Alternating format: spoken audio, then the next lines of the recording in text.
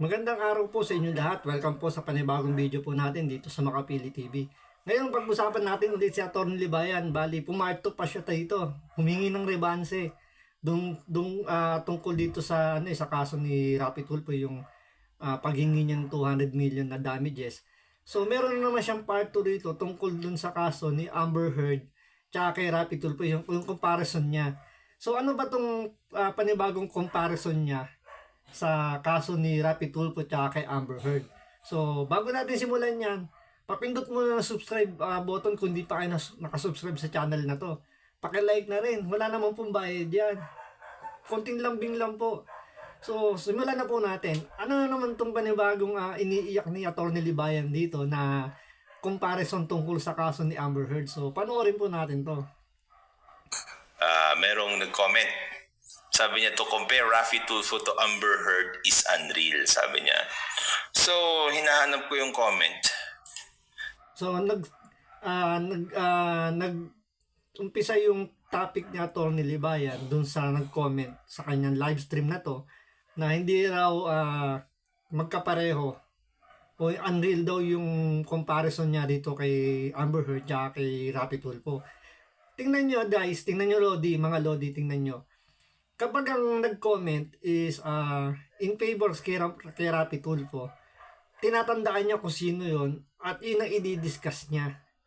Tapos pansinin nyo kapag ang nag-comment mga zombie, yung mga walang utak at atay ang ginagamit, talagang pinupuri niya. So pansinin ninyo. So tuloy po natin to. Sa live yun eh. Sa live niya kinoment, mga kabatas natin. Kasi nga, bakit daw kinompare ko? It's so simple, you know. It's so simple because let's look at what is happening. Ganun lang naman kasimple eh. Okay, ganun lang kasimple. Ano ba yung nangyari? So dun sa mga hindi nakakaalam, mga kabatas natin, ito yung nangyari kasi kay Amber Heard. Itong si Johnny Depp, mga kabatas natin, siya kasi Amber Heard, nagkaroon sila ng divorce. Okay? Tapos, mga kabatas natin, nagkaroon ng settlement sa divorce. Okay? So doon pa lang magkaiba na eh. Ano ba yung kinaso ni Rapi Tulfo? Ano ba yung kasong pinaglalabanan dito kay Amber Heard? So kay Amber Heard at kay Johnny Depp, more on sa divorce po siya. Yung kay Rapi Tulfo, cyber libel. Yung kay Rapi Tulfo, kay Amber Heard, na desisyonan na po ng korte, natalo po si Amber Heard. Yung kay Rapi Tulfo, nasa prosecutor level pa lang po, wala pang nilalabas na subpoena para pasagutin yung mga inaakusahan o yung mga kinasuhan ni Rapi Tulfo. So doon pala medyo sablay na yung dalawang yun eh. So ano pa yung i-comparison dito ni Atty. Libayan? Alam din natin, mga kabatas natin, na it was found out that Amber Heard was lying in relation to the press releases that she made to gain leverage doon sa divorce settlement nila ni Johnny Depp. So doon pa lang medyo may palagay ko hindi ko kasi sigurado yung nangyari sa kaso ni Amber Heard. Pero sinasabi niya kay Amber Heard, napatunayan daw na si Amber Heard ay nagsisinungaling. Kaya nga natalo sa korte. So si Amber Heard po yung nagkaso kay Johnny Depp, natalo. Kay Rapi Tulfo, siya po yung nagkaso pero wala pa po sa paglilitis. Nandun pa lang po sa prosecutor level kung saan pasasagutin pa lang yung mga inaakusahan kung bakit kailangan silang hindi idemanda o bakit sila idinimanda ni Rapi Tulfo. So medyo malayo po yung comparison. So may punto yung sinabi nung nag-comment sa kanya na hindi yata makatotohanan na parehos yung kaso ng dalawa. So ano pa yung mga comparison dito ni Atty. Libayan? Okay? So sa mga hindi nakakaalam kasi dun sa tunay na nangyari dyan, sa Amerika, mga kabatas natin, kapag magkakaroon kasi ng divorce, pwedeng maging voluntary yan o kaya court proceeding. Okay? Ngayon, kapag nagkaroon din ng divorce, of course, excluding prenuptial agreements, kapag magkakaroon siya ng divorce niyan, hahatiin yung mga ari-arian. At saka mga kabatas natin, magkakaroon din siya ng provisions for alimony or in other words, spousal support. medyo abante natin ng konti kasi more on sa divorce na yun kasi wala naman kinalaman dun sa kaso ng divorce yung pinag-uusapan natin dito kay Rapi Tulfo Bad image against Johnny Depp, ito rin yung mga sinasabi niya sa social media at sa press. Ito rin kasi ang sinasabi ni Rafi Tulfo. So doon sa nag-comment na to, So, yun, sinasabi niya, nagkaroon daw ng, ng public trial o trial by publicity. Yung nangyari kay Amber Heard tsaka yung kay Johnny Depp. So, pinag-usapan niya sa online, nagsasalita both party. Pero dito kay Rapi Tulfo, meron ba kayo narinig kay Rapi Tulfo after niya mag-file ng cyber libel? Wala naman, di ba? Sino ba yung mahilig na nagko-content tungkol doon sa pagkaso ni Rapi Tulfo? Sila Atty. Libayan, yung mga vloggers niya, yun lang lagi nagko-content. Sa side ni Rapi Tulfo, wala naman. May nagdi-defend ng mga vloggers na sa palagay nila mali yung nasa tama si Rapi Tulfo. Sabi natin ang tawag nila Atty. Libayan mga Tulfonatics. Yung mga nagdi-defend kay Rapi Tulfo. So, medyo parang malayo-liyo sinasabi ni Atty. Libayan na yung comparison medyo unrealistic. compare Rafi Tulfo to Amber Heard is unreal, it's real. Okay? So, parang naging real nga yun, Atty. Libayan. Unang-una, hindi naman divorce ang pinail ni Rapi Tulfo. Pangalawa, hindi pa natatalo yung kaso ni Rapi Tulfo. Pangatlo, wala namang trial by publicity yung ginagawa si Rapi Tulfo. Kayo pa nga yung nagpa-public trial Kasi kayo lang naman yung content ng content tungkol dun sa ikinaso ni Rapi Tulfo. Si Rapi Tulfo, tahimik. Mga vloggers yung nagsasalita para kay Rapi Tulfo. Pero si Rapi Tulfo, wala siyang sinasabi anything regarding do sa kaso na yun. It's real. Why? Ito rin yung kanyang litanya. Ido-donate ko yan sa charity. Sa Children's Hospital din, it's the same. Yun. Yun ang dapat tinumbok ni Atty. Libayan. Na idodonate din daw parehas. Kasi yun ang sinabi ni Amber Heard. Siguro yun yung diskarte niya para manalo siya. Yung nga lang naligwak. Na idodonate daw niya yung ibang amount na makukuha niya kay Johnny Depp, idodonate din daw sa mga charitable institution. Kagaya nung kay Rapi Tulfo din, idodonate din daw ni Rapi Tulfo in case or kung sakasakaling maging pabor sa kanya yung ikinaso niya. So 200 million idodonate niya sa mga charitable institution tulad ng Children's Hospital. Dapat nga Atty. Libayan, matuwa ka pa nga doon, di ba? Bakit? Bakit dapat matuwa si Atty. Libayan? Kasi yung perang makukuha, yung perang ibabayad ni Atty. Libayan, kasama ng mga vloggers na kasama doon sa kinasuhan, sa maganda mapupunta. Sino makikinabang? Yung mga batang mahihirap, yung mga batang nangangailangan na nasa Children's Hospital. Sila yung matutulungan nung perang ibabayad nito nila Atty. Libayan. Di ba dapat matuwa pa nga sila? Ngayon, sa part naman ni Rapi Tulfo, dahil nga yung pera manggagaling sa inyo, ayaw niya mapunta sa kanya, idodonate na lang niya para makatulong. Di ba mas maganda pa nga yun? Parang naging maganda pa yung image ninyo. Kasi sasabihin doon, pwede sabihin ni Rapi Tulfo, yung 200 million na yan, galing yan kay Atty. Libayan. Ibinayad sa akin. So, idodonate ko sa inyo para nakatulong pa siya. So, di ba? Parang nangyari, kayo pa yung naging bida dyan. So, dapat matuwa pa kayo dapat dun. Same thing. Okay? Pero, mas maayos pa nga itong kay Amber Heard kasi yung prina-promise niya, mga kabatas natin, pera niya. Nagets nyo? Mga Tulfonatics, makinig kayo. Dito kay Amber Heard, yung plinedge niya o yung prinamis niya na idodonate niya, pera niya. Itong si Rafi Tulfo, expectancy niya lang. Ine-expect niya na ma-awardan daw siya kapag nanalo siya sa kaso laban sa mga small vloggers, mga kabatas natin, babayaran siya o babayaran namin siya ng 200 million. So doon kinakabahan tong mga to kasi malaki 200 million. Tandaan nyo mga kalodi, Buong kayamanan nila yan, buong kabuhayan nila mapupunta sa para ipambayad kay Rapi Tulfo. Kay Rapi Tulfo, 200 million. Ilang property ang kailangan ibenta ng mga to para lang mabayaran si Rapi Tulfo. Pero tandaan nyo guys, mga Lodi, ang mas tatamaan dito yung mga sabihin natin, yung mga small vloggers na sinasabi niya, na walang masyadong ganong kalaking halaga. Especially kung nasa abroad. Kasi sabi nga ni Melo Yap, meron pa taga-abroad na makakasuhan. So, pag nakakasuhan nyo, nagkaroon ng probable cause, may probable cause, medyo pumiyok. Pag yun, nagkaroon ng probable cause, kailangan niyang umuwi ng Pilipinas para harapin yung kaso niya. Kasi kung di siya uuwi rito, lalabasan siya ng warrant of arrest. Once na umuwi siya ng Pilipinas, diretso dampot siya.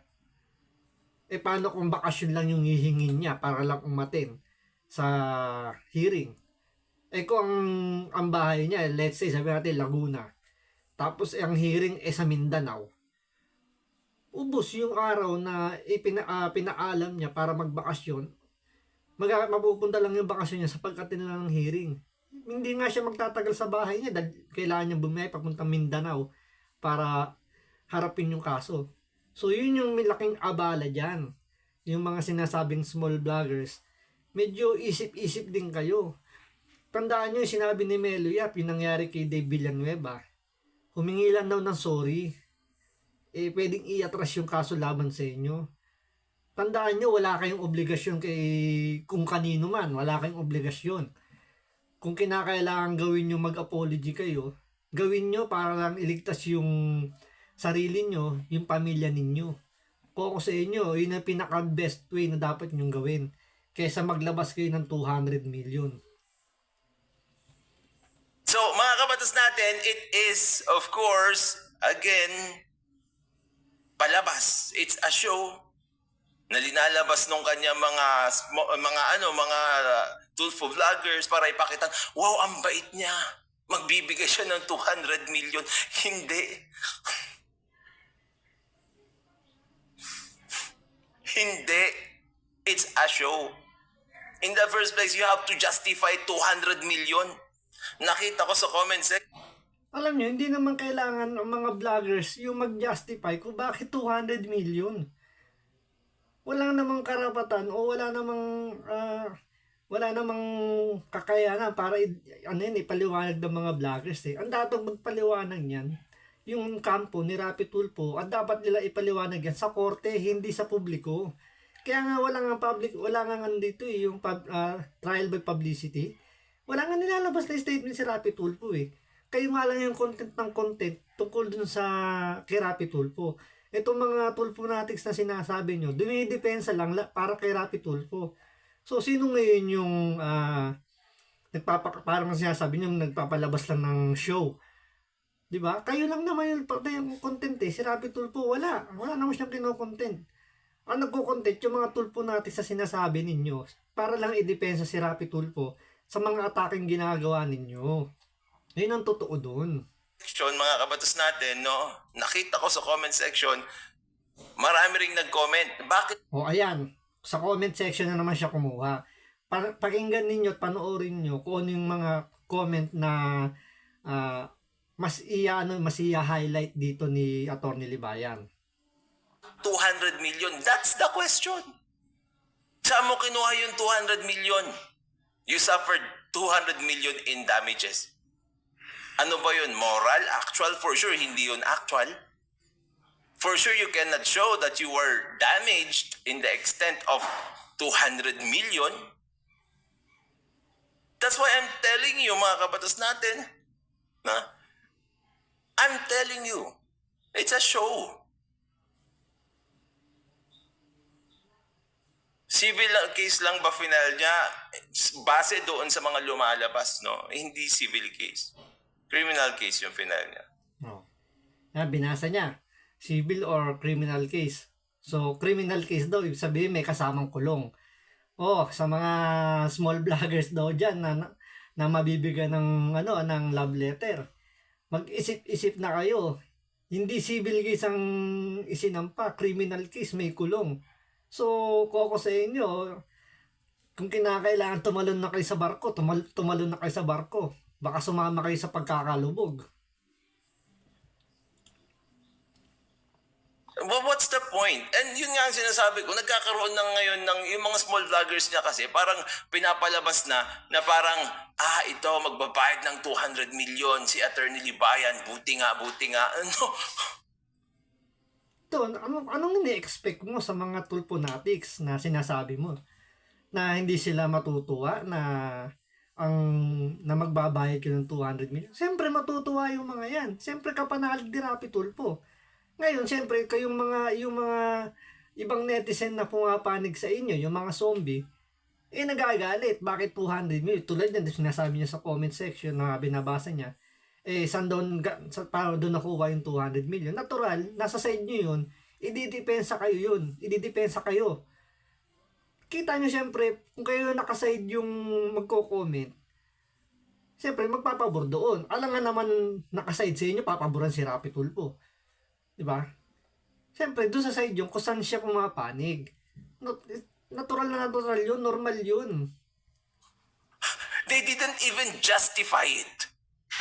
Parang, Ayan na naman. Hindi naman yung mga vlogger ang dapat mag-justify niyan. Mga abogado ni Rapi Tulfo, sa korte nila i-justify bakit 200 million at kailangan nyo rin sagutin yun at i-justify nyo rin bakit 200 million ang hinihingi ni Rapi Tulfo.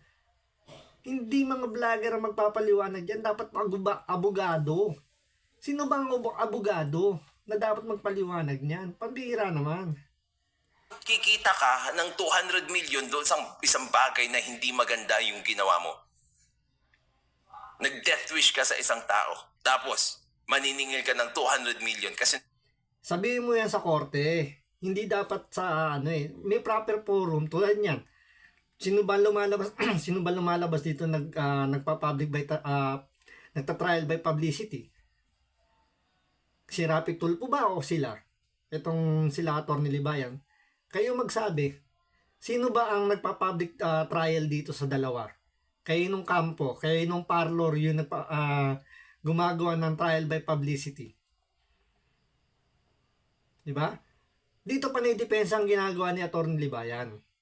Pinaliliwanag niya na hindi dapat sila kasuhan, hindi dapat sila, bakit kailangan nila magbayad ng 200 million, saan nakuha yung 200 million, sobrang laki naman yung hinihingi, na hindi naman daw totoong i-donate ni Rapi Tulfo. Nakadepensa sila. Pero si Rapi Tulfo, may narinig na ba kay Rapi Tulfo na statement regarding dyan sa kaso na to?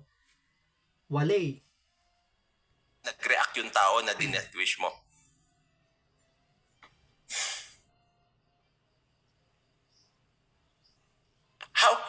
How will you justify that?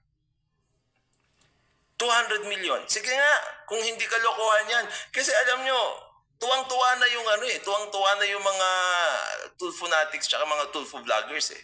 Tapos meron pang isang tao doon na magaling na daw sa kasuhan. Tapos nakita yung 200 million. Tapos wow din, pa-hype din. You have to justify that. Kulit naman nito. Tapos sasabihin mo, idodonate. Hindi nga sila magja-justify dyan. I-justify sa korte. Sa prosecutor. Hindi vlogger magja-justify niyan. Sakit mo sa bangs. Mo sa charity, parang dito sa ginawa ni Amber Heard. Buti nga si Amber Heard, pera niya yun. Ito, prayer niya lang yun. O ano naman ang hinihimutok mo kung prayer lang naman pala yun? O let's assume na lang na hindi mangyayaring makakuha si Rapi Tulfo ng 200 million. O anong iniiyak-iyak mo? Diba? Prayer lang naman pala eh. So ibig sabihin, wala silang makukuha sa yung 200 million. So anong iniiyak-iyak mo? Tapos sasabihin mo, i-justify. Hintayin mo sa korte. Kung sino yung mga mabibigyan ng love letter, idepensa mo sila. Ikaw ang tumayong legal counsel. Saka mo itanong sa korte ngayon yan. tapos sabihin mo sa korte na galing sa sinasabi mo sa evil doing kaya kumita si Rapi Tulfo. So, doon mo ipaliwanag. Tapos yung mga Tulfonatics vloggers, tsaka mga Tulfonatics, pinapalabas na ang bait niya daw, tsaka hindi daw para sa kanya yung kaso, para daw doon sa charity talaga.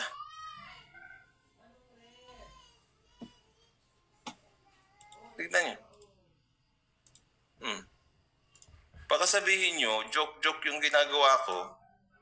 Ito yung number 1 vlogger niya. Ay, hindi pala, number 2 na lang yata ito. Ito si Melo Yap, isang Tulfo vlogger. No, ito rin yung resource person niya tungkol sa scam. Ito rin yung pinakamalakas niya daw. O, tignan niyo. National Children's Hospital. So yung palang 200 million na yon, ano pala, idodonate. Halimbawa, in favor. Di ba? Tignan niyo, yung mga explanations nila, yung pala idodonate. So, Pero tandaan ninyo, si Rapi Tulfo yung unang sweldo niya sa pagiging senador, i-donate niya sa Children's Hospital. So, ibig sabihin lang nun, talagang nagdo-donate si Rapi Tulfo. Ngayon, kung nagkataon lang, talagang ikaw naman kasi nagbigay na example, para lang ma-justify na hindi talaga, parang linalagyan mo ng kulay yung pagdo-donate ni Rapi Tulfo, ikaw ang nagkwento, siyempre ikaw ang bida doon. Sabi nga nila, diba, kwento mo yan, masama ako dyan.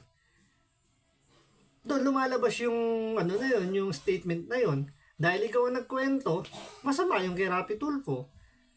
Ikaw yung naganap ng comparison. So, nasa sayo yung yung pagpapaliwanag. ito pa lang makikita nyo talaga yun. It's just optics.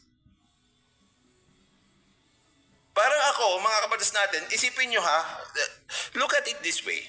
Ito kasi yung lagi kong ginagawa eh. Kapag si Rapi Tulfo ang gumawa, bilib na bilib to mga taong. Kapag ibang tao ang gumawa, hindi pwede. Parang yung pagmumura. Parang yung pagtawag ng bobo, tanga, tarantado. Pag ginawa mo kay Rapi Tulfo yun, pag pinakita mo sa kanya yung ginagawa niya, magkakaso. An example niya, ganyan, na pag si Rapi Tulfo daw nagmura, okay lang daw. Kapag iba, kinakasuhan. Pero tandaan nyo, merong mga taong pinagmumura si Rapi Tulfo, hindi naman kinasuhan. Tulad ni Mystica, di ba?